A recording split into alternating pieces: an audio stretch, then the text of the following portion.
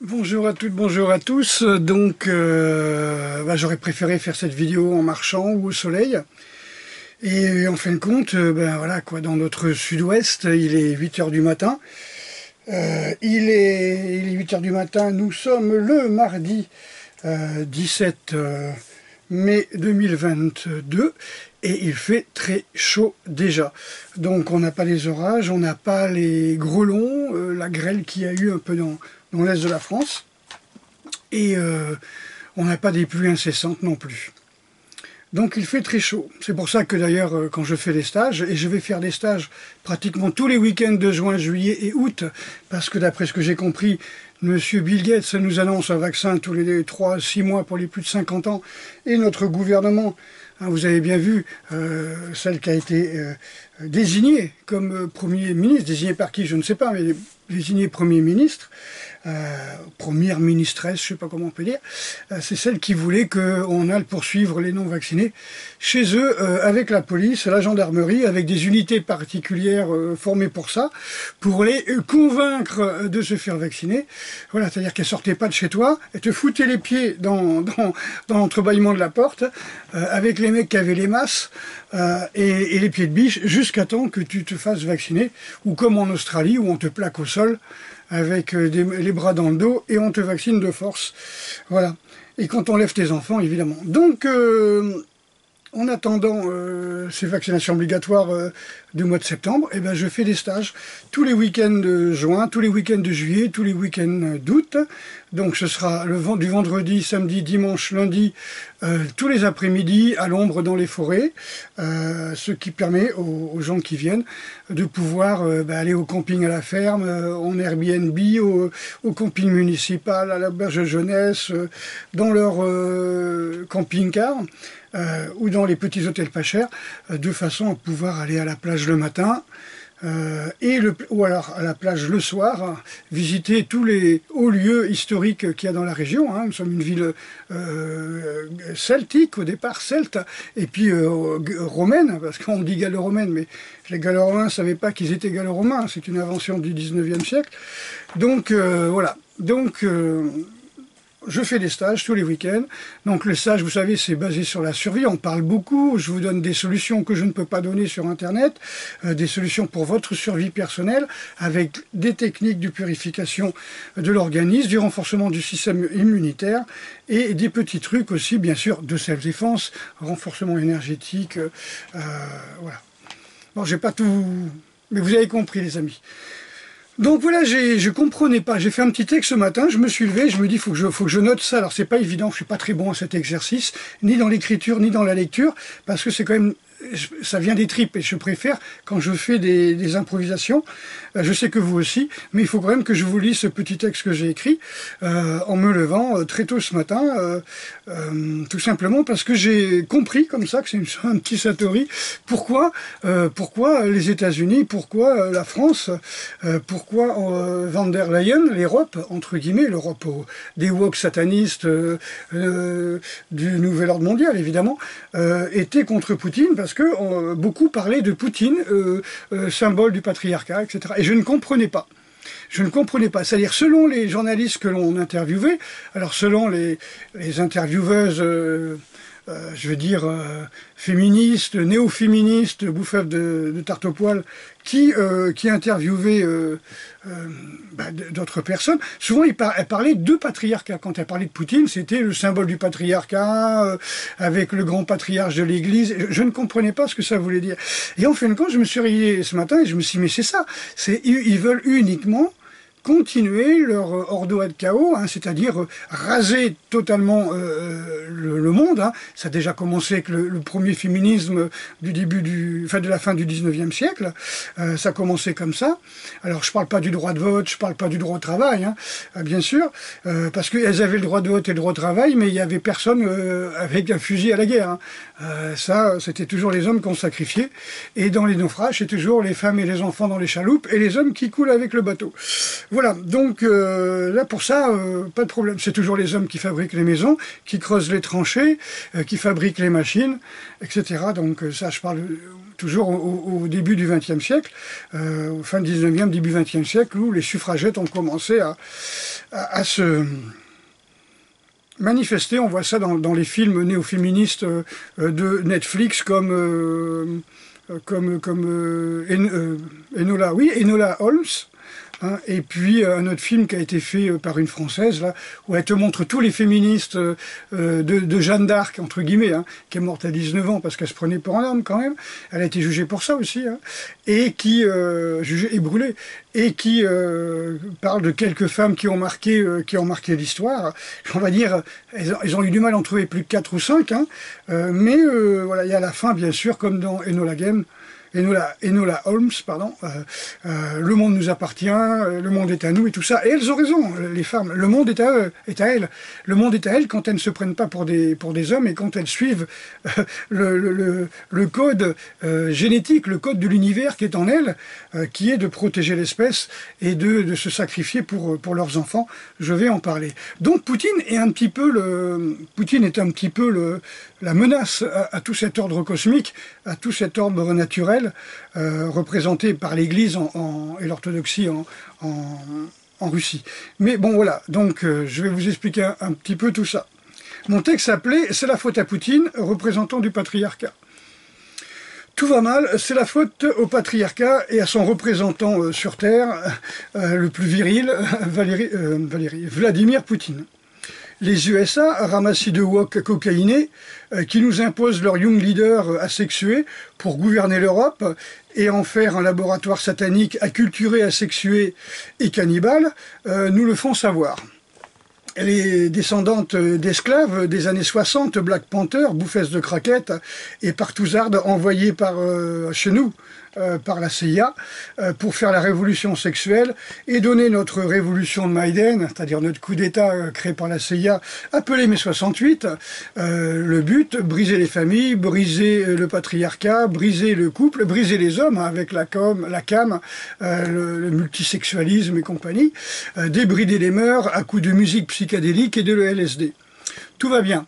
On essaie de casser les normes de la famille, de la religion. Si tout va mal, c'est à cause du patriarcat. Les femmes ovules, si les femmes ovules et ont leur chaleur, vont se faire couvrir par des mâles en boîte de nuit, dans l'espoir de se faire féconder et ainsi donner un sens à leur existence, c'est la faute au patriarcat. Si en 2022 même, un ado refuse de porter une jupe, oui ça commençait bien avant 2022, de porter une jupe à l'école et de baisser les yeux devant les filles qu'il croise par exemple, alors il devient un support fasciste du patriarcat. Voilà, c'est un patriarcat, un mauvais support du patriarcat. Voilà, c'est un nazi. Voilà, en gros quoi. C'est le camp du mal, si vous préférez.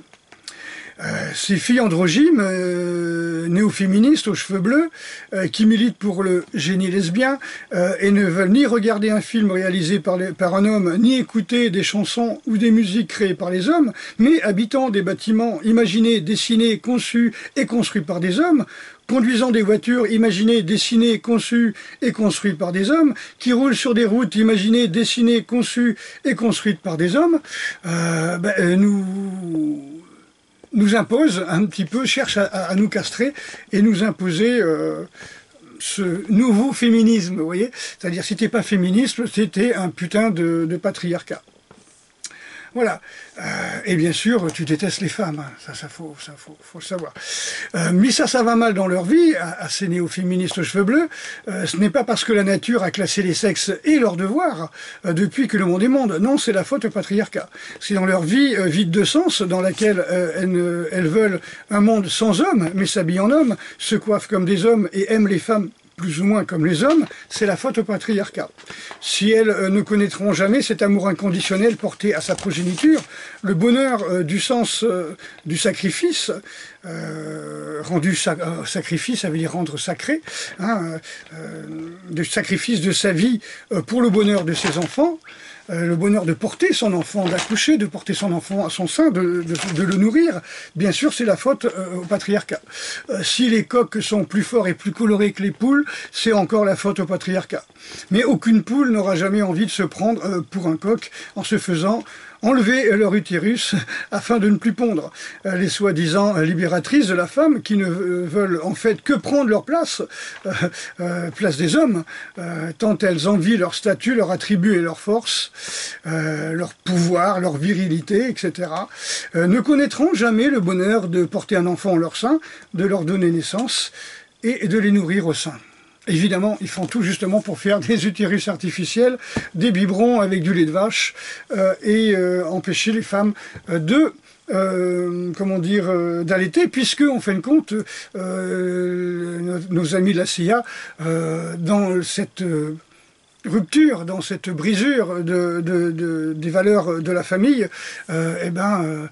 on crée, ou nous avons créé, mais bon, c'est eux qui nous désignent nos présidents, ce mode de vie, en fin de compte, dans les facs de sociaux, bien sûr, et d'art plastique, mais dans les facs de sociaux, c'est plus grave, car, comme je l'ai constaté dès le début 80, les assistantes sociales, plus ou moins goudou, encourageaient les filles qui venaient pour faire la pilule, prendre la pilule et se faire prendre du plaisir en boîte de nuit par les mâles bien virils, suppôts du patriarcat, ces femmes, là, ces assistantes sociales, les encourageaient plutôt à devenir mères célibataires et vivre, élever leur enfant, élever entre guillemets leur enfant seul, pour en faire des pauvres gars, quoi, des pauvres gars qui n'auront jamais connu le modèle du père et faire ces générations de trentenaires qu'on a, qui baissent les yeux, qui portent aussi des jupes et des talons, et qui sont complètement paumés dans un monde dès qu'ils sortent de leur pays. Parce que dès le moment que tu sors de la France, qui est aussi un laboratoire pour ces satanistes androgynes, dès que tu sors d'un pays, tu vas en Inde par exemple, tu vas en Russie, tu vas en Roumanie, et là tu te trouves avec des vrais hommes, avec des vraies femmes, qui sont chacun dans leur rôle, et là tu comprends pas, tu dis merde, qu'est-ce qui se passe? Et tu passes dans tous ces pays comme homosexuel, comme woke, comme sous-homme, voilà. C'est ce que j'ai constaté en Russie par exemple, voire même au Japon. Tu vas en Indonésie, tu vas dans tous ces pays-là, même au Maghreb. Tu passes pour un wok homo de la gauchiasserie française, voilà. Voilà. Donc cette existence assez wok aux cheveux bleus androgynes qui aimeraient bien être à la place des hommes, mais qui sont des femmes. Donc cette existence vide de sens qui attend ces êtres libérés s'appelle l'enfer sur terre. Cela mène à une fin précoce sous antidépresseurs et autres drogues. Vous savez très bien que les trans, par exemple, et les homos sont le profil des suicidés, des drogués et suicidés. Hein. Antidépresseurs, cocaïne, crack, opiacés, et puis donc ça mène à des suicides. Ce sont les couples où il y a énormément de violence, où il y a le plus de violence, le plus de turnover, et le plus de suicides. C'est pas moi qui le dis, ce sont les trans ou les anciens trans, enfin les anciens opérés eux-mêmes sur leur propre site en disant « Ne vous faites jamais opérer, vous avez peut-être des problèmes à l'adolescence, des problèmes d'identité, mais surtout respectez la nature en vous et ne vous faites pas opérer. » Voilà. Donc, je n'accuse dans ce texte que les militantes qui veulent castrer les hommes pour prendre leur place, et non les couples lesbiens qui vivent leur vie, ou les couples homo-hommes, hein, qui vivent leur vie sans faire de prosélytisme. La nature fait-elle du prosélytisme patriarcal en donnant des couleurs magnifiques aux oiseaux mâles et non aux femelles. Voilà. Pareil pour les poissons, d'après ce que j'ai compris. Les insectes aussi, mâles sont plus gros, etc. Sauf bien sûr pour les mantes religieuses ou les veuves noires. Mais voilà le modèle de ces féministes aux cheveux bleus qui se tatouent des bites sur les fesses, ce sont les mantes religieuses et les veuves noires, c'est-à-dire celles qui dévorent les mâles. Voilà, c'est ça qu'elles veulent. Donc, mesdames, le rôle d'un homme n'est ni enviable, ni même viable pour une femme. Je veux dire, on est homme, on est femme, c'est comme ça. Si vous avez des problèmes avec ça, il y a des psys pour ça. Bref, Poutine représente ce patriarcat tant décrié par la gauche extrême et les néo-féministes aux cheveux bleus qui se prennent pour des mecs. L'Ukraine, laboratoire sataniste woke de la gauchiasserie américaine, avec ses laboratoires P4 et P5 d'armes biologiques, avec ses commerces d'enfants et de bébés, hein, avec ses locations d'enfants aussi, ses commerces d'organes, hein, tout comme le Kosovo, hein, aussi laboratoire américain, hein, avec sa Gestapo de néo-nazis, antisémites et russophobes, représente un vrai danger pour la Russie. Des enclaves de débauche infernale, comme ça, les USA qui en sont la pépinière, en ont clairsemé un peu partout en Europe, via les universités de sociologie, comme je vous ai dit, ou d'art plastique, etc. Ordo ad chaos, hein, donc gouverné par le chaos. C'est la devise des nationalistes maçonnistes, sataniques, khazars, voilà, etc. C'est bien de cela qu'il s'agit, faire de notre monde une grande partouze multisexe, un grand Woodstock gouverné par les laboratoires pharmacochimiques, cocaïne, opiacés, vaccins. Les gardiens de la tradition sont relégués au rang de boomers has-been qui font confiance à leur système immunitaire et à la vie, avec un grand V. Voilà, donc ça c'est la fin de mon texte, donc c'est surtout ça que je voulais vous dire. Ne vous inquiétez pas, chers ados, si vous réveillez le matin, vous avez la gaule, c'est le printemps, vous avez envie de vous reproduire, de perpétuer votre espèce, de perpétuer votre lignée, c'est normal que vous n'ayez pas envie de porter une jupe, de vous faire pousser les cheveux bleus, de vous maquiller, parce que maintenant ils font du maquillage pour hommes, ils font des talons hauts pour hommes, ils font des jupes pour hommes. Alors, si vous n'arrivez pas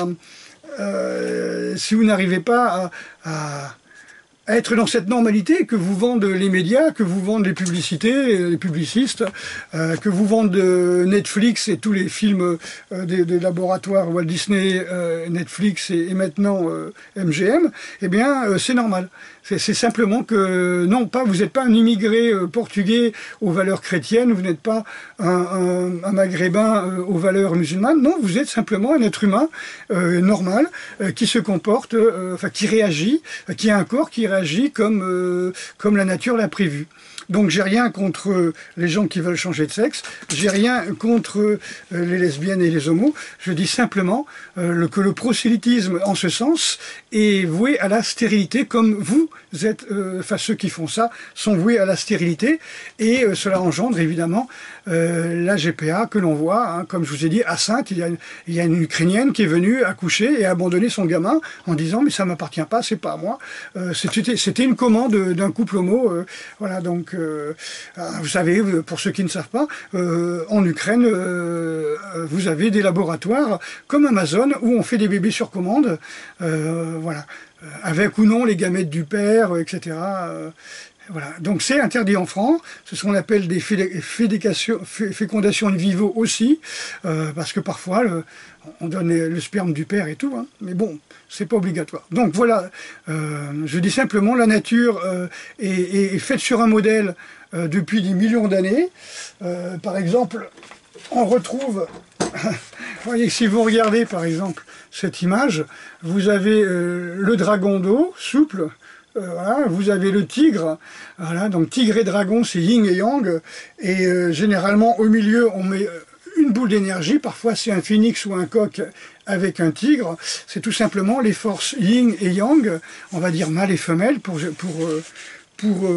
généraliser, qui créent la vie, qui créent l'énergie, qui créent, comment dire, les enfants, qui créent la vie sur Terre. Je pense, c'était des recherches à faire, je pense qu'aucun homme qui a créé quoi que ce soit, les grands créateurs, ait été célibataire et stérile. Voilà, je pense qu'ils avaient des femmes avec eux, et c'est grâce à cette harmonie yin et yang, cette harmonie du couple naturel, voulu par Dieu, voulu par la nature, que ces hommes ont développé leur côté féminin, c'est-à-dire leur côté créatif, grâce à leur mère, grâce à leur femme. Regardez le film Samsara, pour ceux qui connaissent pas encore, où c'est une femme qui accuse Bouddha en disant, voilà, Bouddha a créé grâce à sa mère, grâce à sa femme, grâce à ses enfants, etc. Voilà. est devenu illuminé grâce à ça, et ce qui n'est pas faux. Donc ce n'est pas un combat contre les femmes que je mène, ce n'est pas un combat contre les lesbiens, je dis simplement que je ne pense pas qu'il y a de grands créateurs stériles. Voilà.